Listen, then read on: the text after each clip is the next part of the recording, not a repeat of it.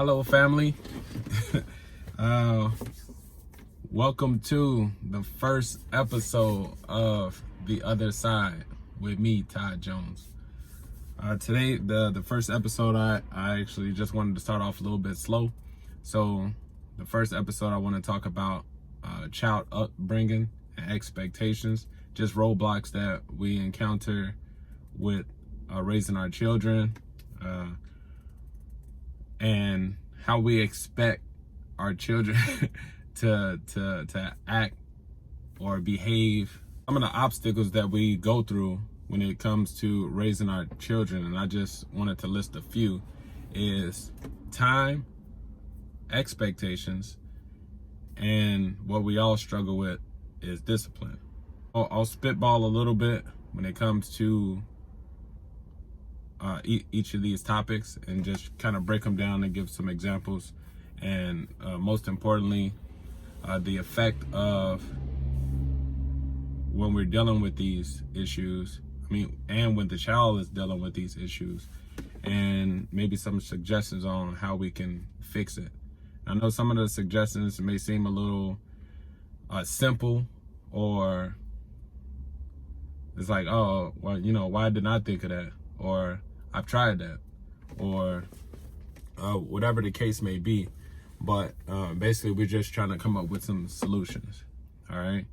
Because we can complain all day, but if we don't have any solutions, then we're just spinning our wheels. We're just going through the motions. So what we're looking for is progress. And the only way to make progress is to try. And if we're not trying, then we're failing. All right. So the first topic is time. So the issues that we have with time is that one, we don't have enough time, or we're wasting time. So when it comes to us not having enough time, the reasons why we don't have enough time is because maybe we have to work, or we're in school, we have relationships that we're working on, we want to go out and party, or we misprioritize, or we're still trying to figure out ourselves. And I think that last one is one of the most important parts, is we're still trying to figure out ourselves. So when it comes to time management, that's going to be very important when you are investing in your kids' future, because time is the most important thing to them. All right.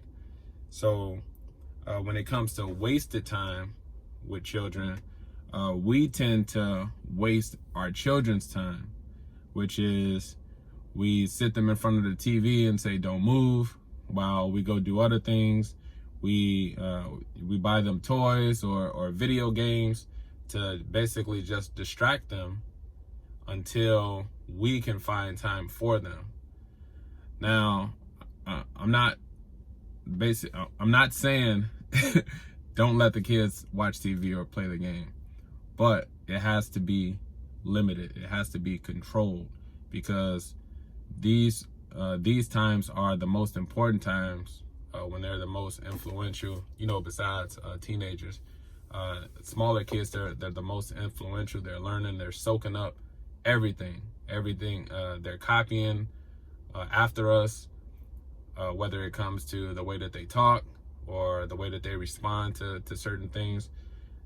This is the most influential time. When we waste our kids' time, we're not doing them any justice. All right, so the way that they are affected by this, when we don't manage our time, is they can end up feeling unwanted, or they can end up feeling resentment. I know from experience talking to other kids, and myself, we typically feel like my parents don't make time for me, and especially when we start comparing to other people's family. When it comes to like dinner time, everybody's sitting at the table with each other, but we don't have that. Maybe we don't even have a table, or or something like that. So we don't eat dinner together. Everything is on the go, maybe fast food, or my mom has to work, so she put the the food in the oven, and then we have to microwave it later, and the kids are feeding themselves. But that time is the most crucial time when it comes to your child's upbringing. And the way that we can resolve this is the most obvious, and I'm not trying to knock anybody when I say this, but the most obvious way to make sure that you have the adequate amount of time is to make sure that you are established first before having kids. And most of us, we live, we learn, we made mistakes, and we're still trying to figure it out. I'm still trying to figure it out. So but most importantly, we still need to prioritize our time better. So a suggestion that I do, for me, that I do, is every Sunday we have what I call Sunday school. So at Sunday school, I play games with my kids. We play cash flow, and that teaches them about finances, because they don't necessarily get that in school. I try to talk about real world stuff with them, not just what they learn in school. The other thing is, after we play games, and it's not just financial games. Sometimes it's a game of Connect Four, or Scrabble, or Uno, or even card games, spades, and things of that sort. So, but the thing is, I'm emphasizing making memories and family time. This makes them appreciate that you are setting aside time for them. And the other thing that I do after that is I hold an open discussion with them. So this is the most important in those early ages too. Whether they're 4 or 5, all the way up. Having a conversation, it makes them articulate better. It makes their thought process better, because now they're constantly asking questions. They're not afraid to come to you when they have questions about something. If they're stumped about something, or maybe they're just curious about something, this helps with that. So I'll hold a group conversation. I'll present a topic, or maybe I'll have them ask me a question on the topic, and then I explain to them, about whatever the topic is. Whether it's, hey Dad, why do you work so much? We don't see you as much. And then my response might be, hey, you like the game, the video games that I'm able to buy, right? Or you like that when it's cold in the house, you're able to turn on the heat, right? All right, so Daddy has to sacrifice his time to be able to provide for you. And I know it's something that you don't understand right now, but Dad has to make sure that we're good and bring in the income, so that we are able to be safe and secure, be well heated, have lights, have gas for cooking and stuff like that. So something as simple as that, with understanding, it helps them kind of appreciate what's going on. It's like, oh, okay, my parents are doing this for me. They go in there working for me, not bashing them and saying, if it wasn't for me, you wouldn't have this. That's kind of it's kind of extreme when you're talking to a kid, because they don't necessarily understand the sacrifices that's being made to raise them. So time is important when it comes to your kids. The other thing that we struggle with is expectations. Now, I don't want to make expectations a cultural thing, because it happens across all the cultures. So what I meant by a cultural thing is I meant a black thing, because it happens across all cultures. Is the expectations that we have for our kids is we expect them to be self-teaching, and we expect them to contribute. And this line gets blurred a lot because self-teaching, especially when you're dealing with smaller children, we expect them to have common sense, and they don't necessarily learn or have common sense just being born. It's something that has to be taught. Some people prioritize what's the most important sense to have, whether it's not putting your hand on the stove when it's hot, or don't jump off of the bed because you might get hurt, or something as simple as don't put that in your mouth. So common sense like that. Especially younger kids, the way that they learn is they touch everything and they like putting stuff in their mouth. For some reason, they have a weird a weird exploration thing where in order for them to learn, they have to eat it. So I don't know how that correlates and how we develop that, but they have to put it in their mouth to figure out what it is. We have to teach them what it is, and that's not something that they just know automatically. We have to teach them. We also expect our kids to schedule time. We also expect them to know when and when not to bother us, right? If we're tired, or we just got home from work, or we're trying to take a nap, or it's lunchtime, or it's breakfast time. We expect them to schedule the time and know, hey, mommy just got home, don't talk to her, or dad just got home, he's probably grumpy, he probably had a rough day, let me not bother him right now. That I don't want to necessarily call kids pets, but they're just as excited when you get home as a dog would be when you get home. You know, you're their parent, you're the one that takes care of them, so obviously they're going to be excited when you get home, because this is the person that they love, this is the person that they know that they're absorbing all of this information from. So we shouldn't jump down their throats so hard when it comes to our scheduling and us maybe not wanting to be bothered or wanting recovery time when it comes to that. And we also expect them to figure things out. Some of us, we don't even take time to explain certain things to our kids. It's like, all right, figure it out. Or, why? Because I said so.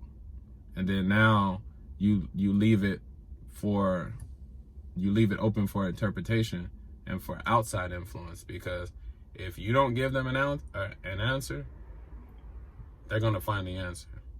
They're going to be influenced by someone, and it may be good, it may be bad, but I feel as though the answer should be coming from us, the parents, because the moment that we stop influencing our children and stop being that role model for our children, or that person that they can go to, they start looking elsewhere, and that leaves them vulnerable for wicked people with bad intentions, or possibly good people. But the thing is, I wouldn't want to take that chance. So I always try to identify teaching moments. So whether it's when they make a mistake, or if they're asking a question, I love when my kids ask questions, because then that gives me the platform to start teaching. And don't get me wrong, because sometimes my kids, they roll their eyes and they hate when I start talking, because I can be kind of long-winded sometimes. But I make my point. So, but they still appreciate it, because even their mom, you know, she'll tell me like, oh, the kids say that they don't necessarily like asking you questions, but when they do ask questions, they say, I'm gonna ask Dad because he knows. And I don't know everything, but it feels good to know that my kids can come to me and ask me about anything. So that's a great feeling to have. The other thing is we expect them to be contributors. So I know mainly in Black culture, we experience the whole parents wanting you to grow up fast. So, you know, I can't wait till you get 18 to move out, or I can't wait until you get a job so you can start paying bills.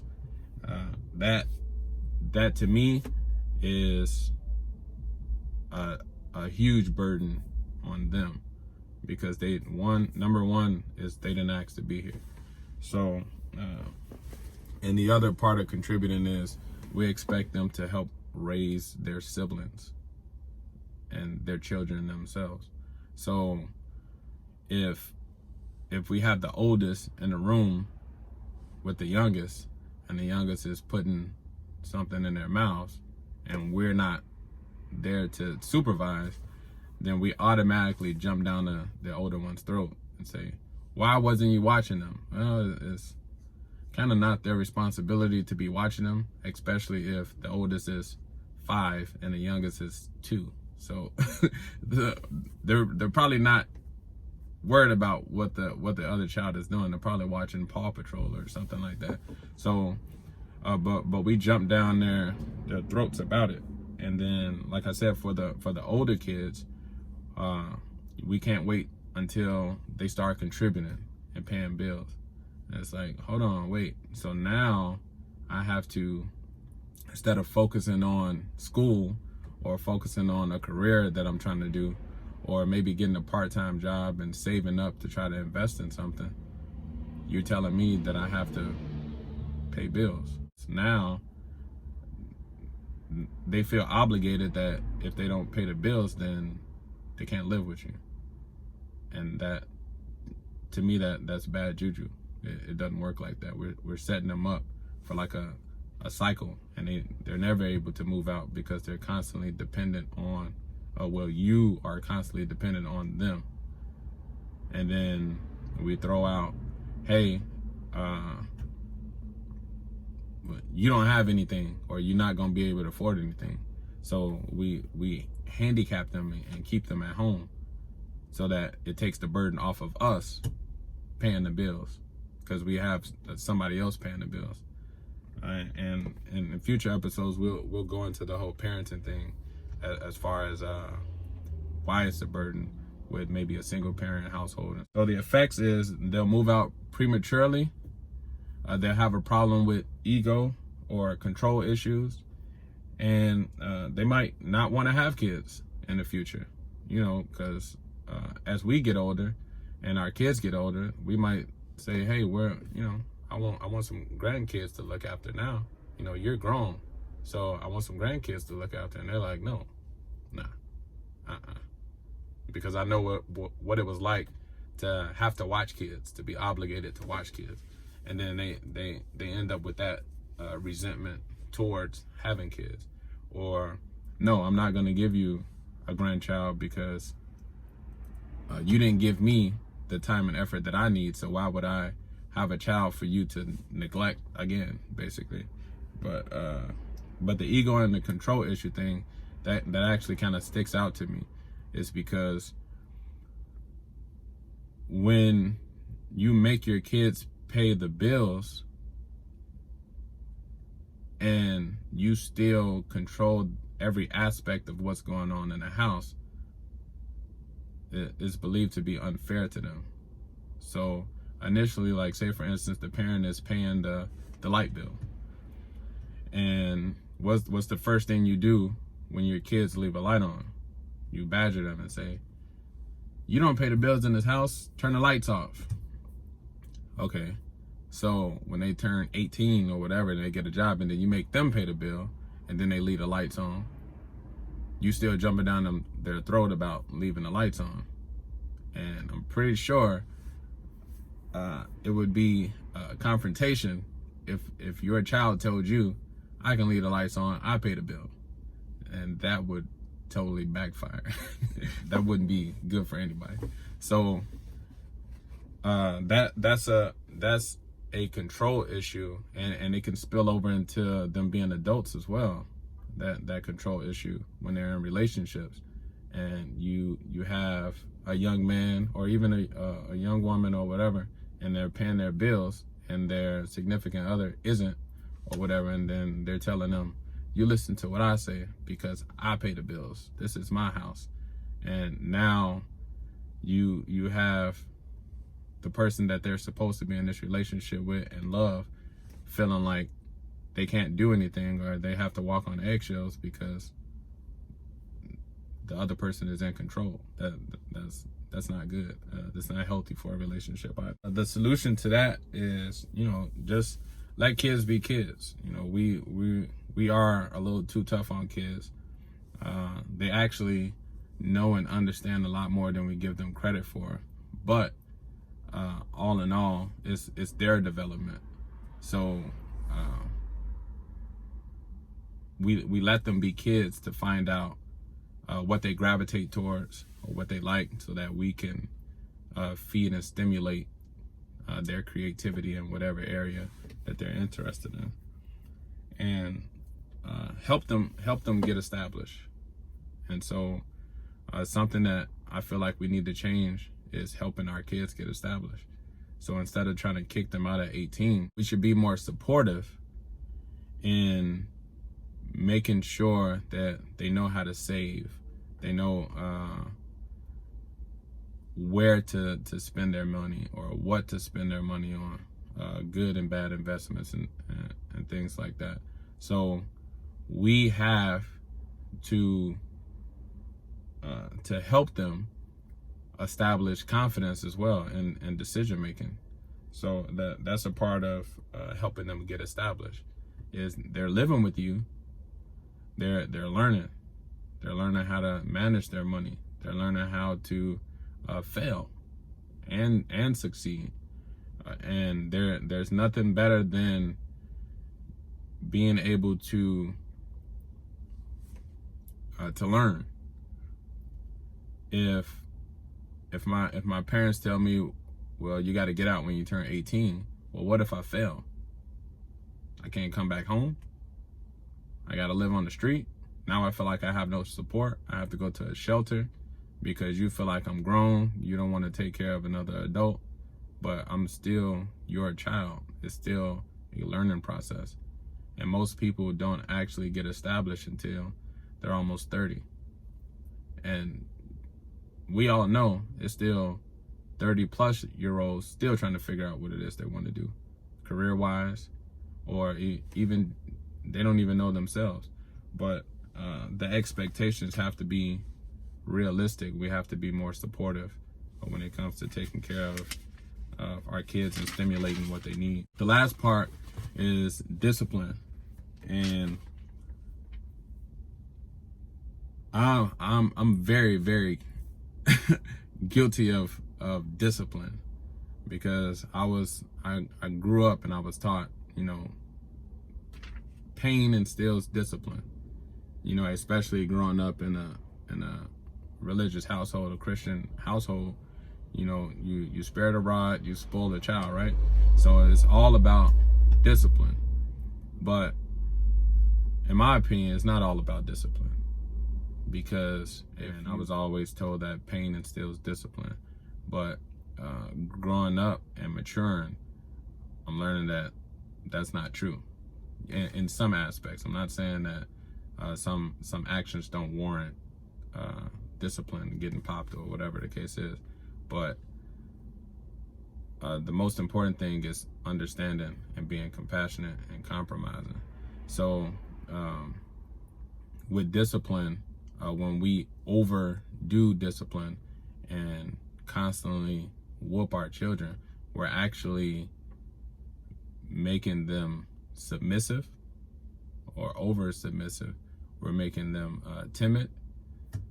We make them introverts to the point where they don't want to interact, and they don't want to necessarily try new things because out of fear. And so it actually hinders their creativity and their overall success. But so what we where we lack is how and when to discipline. So in how we discipline, we put them in timeout, we suspend privileges, or we whoop them. So timeouts, yes, it's good, but once again, being in timeout too much, it fosters isolation, and it makes kids socially awkward. It makes them introverts, and when they're dealing with the issue, they're more likely to withdraw, and that's not good because they should be able to come for help. Suspending privileges is great, because especially when you have something that they're interested in, whether it's toys or video games or wanting to go outside, stuff like that. So privileges are great. Whoopings aren't necessarily the go-to. So the only time I would recommend whooping a child is for immediate action, because sometimes immediate action is needed. So if a kid goes to eat something that's poisonous or something like that, and put it in their mouth, that is immediate action. You take it from them and you pop their hand. You don't touch that. You don't put that in your mouth. That's immediate action, because they could hurt or harm or kill themselves doing something like that. But when we talk about a child breaking something, right? Let's say a child breaks a dish. We tend to whoop them. Why? Because they wasn't being careful and they broke something. But the reality of it is, it was a mistake. It wasn't intentional. So I understand if they took all the dishes and broke everything and threw everything on the floor. But when you talk about a dish slipped out of their hand, or they knocked it off the table or something like that, or maybe it was your drink that they knocked over, but it was accidental, and then you pop them or whatever. So in this instant, it's an internal conflict, because it was an accident. So at that point in their head, their processing is like, okay, well, my parents, they expect me to be perfect and not make accidents, when we all make accidents. And the other way to look at this is, if you as the parent were to drop a dish and break it, who is there to discipline you? Right? You would suck it up and say, I just broke that dish, it was an accident. But what if you broke a dish and your husband or your wife came in and started whooping you with a belt or something like that? I'm pretty sure you wouldn't like that, and you would be more compromising to say it was an accident and I didn't mean to do it. Once again, it's a material thing and it could be replaced. The effects of over-disciplining is that it's a learned behavior and it's copied. So when you hit your child, then it's, we go through it, because when we were younger, when I was younger, my parents whooped me. So when my kids did something, I whooped them. And then now my parents are saying, well, why are you whooping them? Well, why do you have a problem with discipline now? You used to beat me when I was younger. And look how I am, right? I got whoopings and look at me. Yeah, but more than likely we got something loose. We got something going on, because we revert to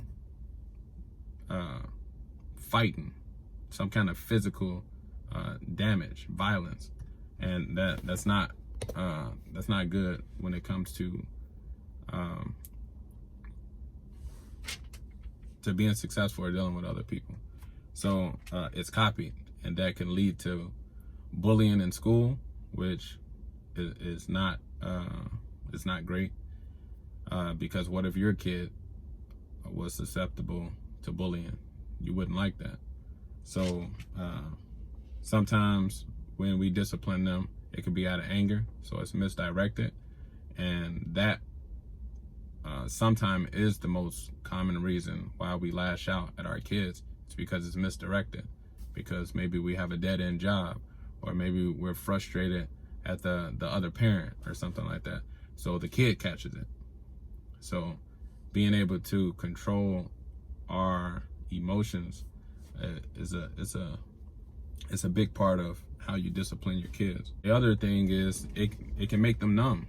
If they're constantly getting in trouble for everything that they do, and it's constantly they're constantly being chastised, whooped, or whatever the situation is, eventually they're like, well, it doesn't matter what I do because my parents gonna beat me anyway.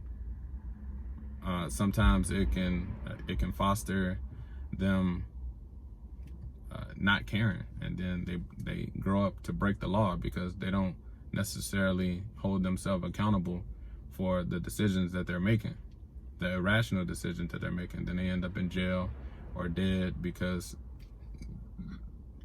somebody decided to defend themselves against them. It's not good for the community. So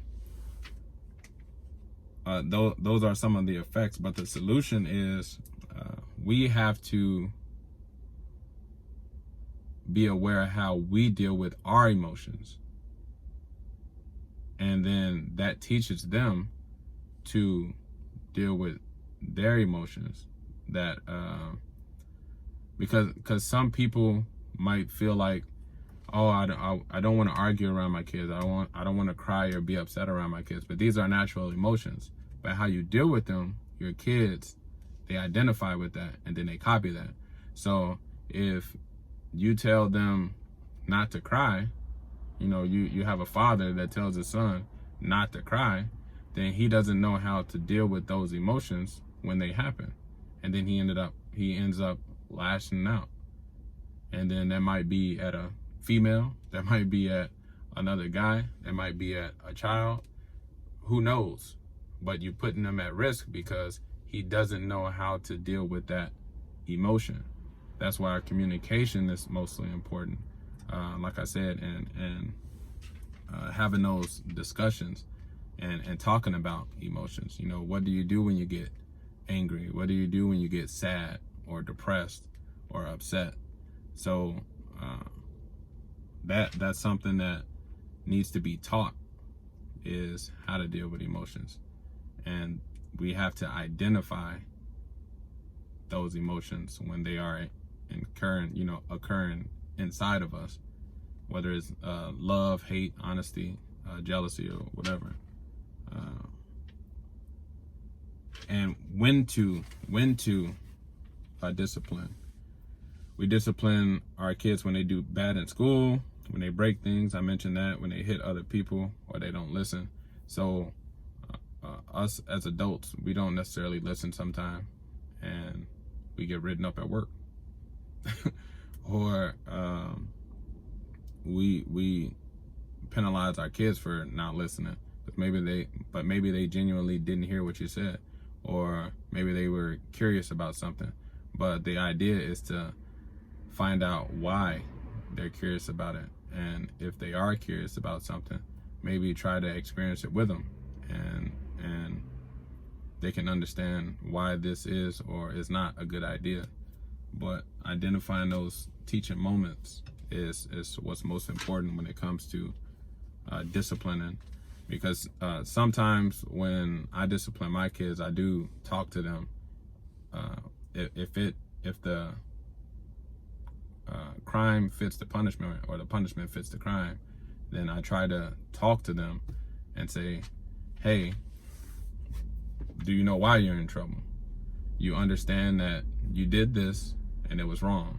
So for that, this is what's happening.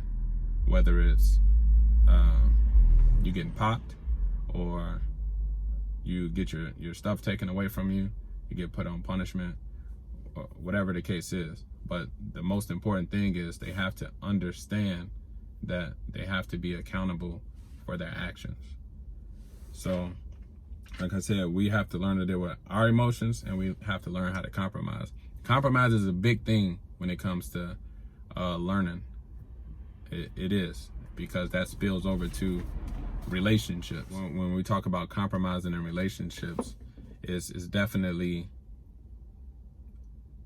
it can't be my way or the highway, especially when you're dealing with other people, because you can't control other people's actions. They're going to do what they want to do.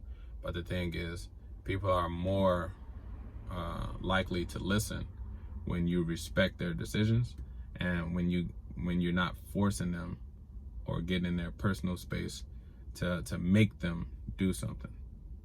They are less likely to turn against you because they feel like you being understanding and compassionate.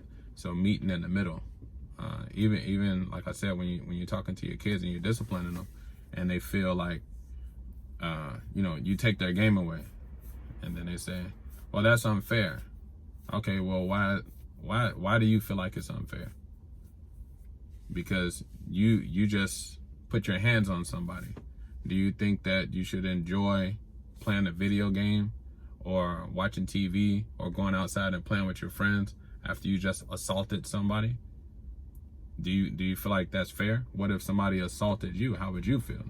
And that's kind of the dialogue or the headspace that you need to be in when it comes to disciplining your kids, because they have to understand accountability. The reason why most kids, in my opinion, that I've seen, because I'm just speculating now, the reason why kids show out is because they're either looking for attention or they don't take accountability for their actions. So they feel like they can do what they want to do because they don't get held accountable, or they're looking for attention, and nobody's paying attention to me, so let me lash out and do this or whatever. But the most important thing, like I said, is giving them time, investing that time in them, not necessarily lowering your expectations, but definitely giving them realistic expectations, and learning when and how to discipline. Most importantly, how to compromise. But we'll get there. A book that I've read that I would recommend is Master Your Emotions by Dale Eckhart, I believe his name is. You can find it on Audible, or you can get the physical copy of the book. It's up to you. But it teaches you how to deal with your emotions, how to identify what emotions are and how they affect you. And but overall, it's a great book, and I recommend reading that and trying to apply some of the techniques when it comes to just learning about yourself, because learning about yourself is how you're able to love the next person. So when you understand yourself and you understand what you like and what you don't like, and then you hold yourself to a certain standard, then it should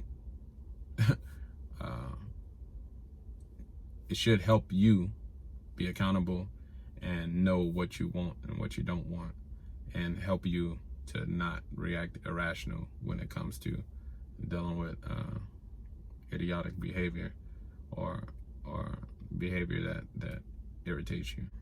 Once again, we just went over child upbringing and expectations. I have a few other topics. Please like, subscribe, comment, maybe on a topic that you would want to hear me explain. Maybe you want a different point of view on it, and then we'll go from there. But thank you guys so much for the support.